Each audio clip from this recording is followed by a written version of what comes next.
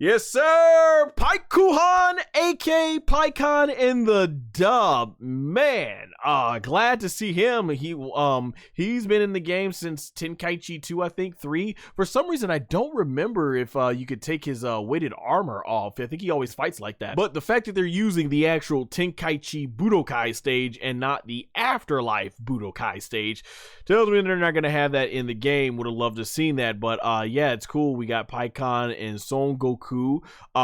This was an awesome filler fight. Like, that's one of the cool things about Dragon Ball Z filler is I felt that some of them didn't feel like a waste of time to watch, but then, you know, at the time I wasn't reading the manga, so who knows. But yeah, Pikkon, I think the fact that these characters, these filler and movie characters find their way into these games shows how popular they are. So yeah, this is cool. Yeah, overall though, with that in there, that was really cool to see. I love this fight, so I'm glad to see Pikkon and Goku. I think we got the Kaioken SS1. I'm not sure how that would have obviously worked for Goku's body, but in filler, I guess whatever the heck. He had one of the coolest introductions against Cell and everything. I still clown on that dub, the dub version of it. I gotta watch this in Japanese. I haven't seen the Japanese version of it, but man, I remember when Pikkon shows up and Frieza's like, how could he have improved so much? And then Cell's like, don't you worry, I'm the one that killed him, remember? And he goes like, well, after you, my friend, Frieza goes. And Cell goes like, you're too kind. And he flies right after Pikkon, and then the flame goes over and kicks Cell right in the face, and Goku's like, what the? I remember Frieza's like, who's that? And King Cole's like, I do say.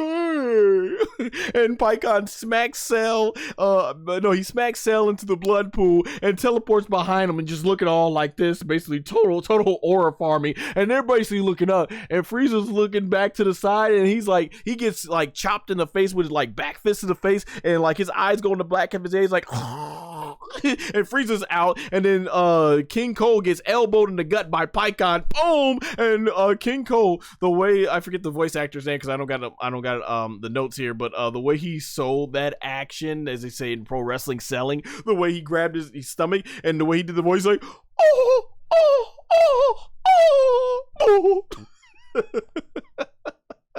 And then, you know, when Pikkon flew up above the blood pool, and he started doing that tornado attack that sent everybody into the sharp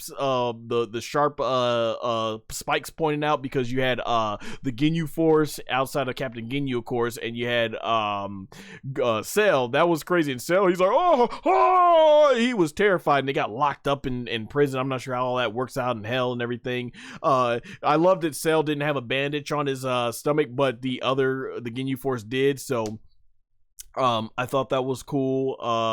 Yeah, it was a really cool filler. Now, when you look back on it, that filler made no sense at all, because yet Goku at SS1, Pikkon had this fight struggle a lot harder, and it was so confusing. I figured out, like, okay, so is Pikkon like SS2 Gohan level? The power scaling was all but a mess. Goku wasn't even meant to go well, he was meant to go SS1, but then they realized, oh crap, we gotta change the hair back to black and things like that for the afterlife. So that was crazy that they went ahead and did that with Goku and Pikkon. But you can actually see him as SS1 fighting the Ginyu Force in the next week's preview. But by the time they did the episode, they painted his hair to black, and that made people start calling it Super Saiyan Power, where Goku is in his base form and gained the power of a Super Saiyajin. This is like, okay.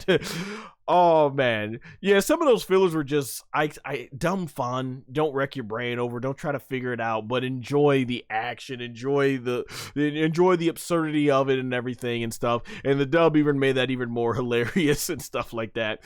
But yeah, glad to see Pikkon in there. Can't wait to see what they do for those moves. So yeah, we got our looks at Goku and Vegeta with the Galick Kamehameha, both of them shooting their techniques, and I love it that how they show it fused and combined. I was really shocked to see that they got the final Kamehameha in there with Vegeta, so that was awesome. Love the technique, and it's probably going to shoot towards the character.